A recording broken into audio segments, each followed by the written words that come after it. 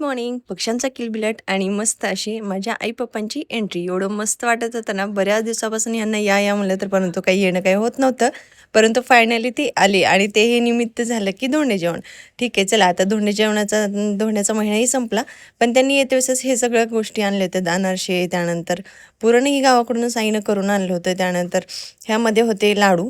ते लाडू माझ्या मावशीने बनवून दिले होते. मस्त असे लाडू पण आणले होते छानसे असे. सकाळ झाली, मस्त मी फ्रेशही झाले. त्यानंतर दुसऱ्या पिशवीत पाहिले तर काय आंबे पण होते. एवढे छान आंबे होते ना की बस, खूप छान होते आणि एकदम मोठा ह्या आमच्या घरचे आंबे आहेत. तर असं छानशी सकाळ झाली. त्यानंतर मी आंघोळ वगैरे झाल्यानंतर फुलं वगैरे तोडायला गेली. हे आमच्या इथं शेजारी झाड असल्यामुळे एवढे मस्त फुलं आहेत की बस. आणि ही माझी छोटीशी बाग. आता तुम्ही म्हणाल ही काय बाग आहे का, परंतु काय होतं, इथं जे काही झाडं लावाल ना ते सगळी येतात आणि त्यामुळे मला हे खूप आवडतात. ही आहेत आळूची पानं, त्यानंतर हा ओवा, इकडं आहे पुदिना आणि काहीची शोची पण झाडं लावलेली आहेत. आता त्यातल्या त्यात ना हे सगळ्या गोष्टी ना जेव्हा अवेलेबल असेल तेव्हा मी करतेच. आणि आपल्याला ह्या छानसं असं ग्रीन ग्रीन छान पण वाटतं म्हणा. अळूची पानं पण खूप लावलीत, पण कोणीतरी तोडून दिली आणि ती थोडीशीच राहिलेली आहे. एकच झाड राहिलेलं आहे. आणि काही हे पाठीमागच्या साईडला हे राजगिरीची झाडं आली आहेत. मी राजगिरीची भाजी तोडली आणि असं निवडली आणि त्यानंतर पाठीमागं टाकली होती. तर छानशी त्याची झाडं आली आहेत. माझी मस्त एक भाजी होईल असे छान आलेले आहेत. आता ह्याचा वापर मी भजीसाठी करते. ओव्याची पानं आणि पुदिना मस्त असं छोटंसं पण आपापलं असलं की छान वाटतं. त्यानंतर इकडं भजीचं पीठ कालवलं, त्यामध्ये ते आणलेली पानं वगैरे मस्त कट करून टाकली. भजी झाली, त्यानंतर पुरणपोळी झाली आणि आजचा जेवणाचा बेत होता हा आमरस, पुरणपोळी, भजी, पापड, धोंडे आणि आम्ही निघालेलो आहोत आता सध्या शॉपिंगला. तर कशी शॉपिंग करायची, काय काय घ्यायचं आणखी तर काही ठरलेलं नाही आहे, पण पाहू तिथे गेल्यावर काय काय होते ते. चला बाय. त्यानंतर मस्त असं रेडी होऊन आम्ही निघालो होतो आता खाली पुण्यामध्ये. आणि आज रविवार असल्यामुळे एवढी गर्दी होती ना की बस, खूप गर्दी होती. पहिल्यांदा आम्ही आलो पप्पांची आणि माझ्या भावाची खरेदी करायला. ह्यांची पण खरेदी होतीच म्हणा.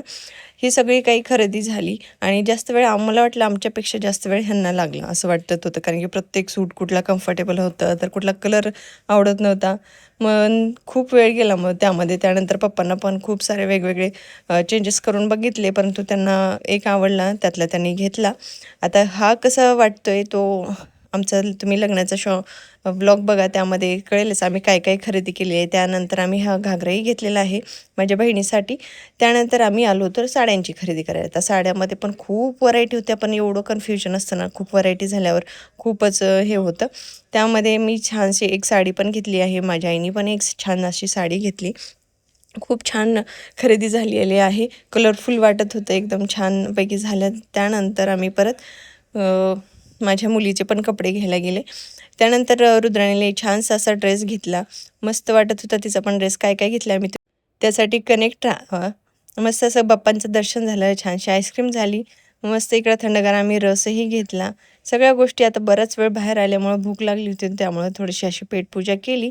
त्यानंतर मला काही गोष्टी घ्यायच्या होत्या, तर ही जे एक्सप्रेशन बघा अशी. मग मला काही घेतलं ना तर हिला आवडतच नाही, असं प्रत्येक मुलींचं असतं. ज्यांच्या घरी मुली असतात त्यांच्याकडं तर असतं. काही गोष्टी मला खरेदी करायच्या होत्या, त्यामुळं ब्युटी सेंटरला गेले, छानसं असं खरेदी केलं. त्यानंतर दगडूशेठचं दर्शन घेतलं, छानसं असे फोटो वगैरे काढले. तर आमची एवढी शॉपिंग झाली होती की बस, खूप खूप मज्जा पण आली होती. चला भेटूया उद्या, तोपर्यंत बाय.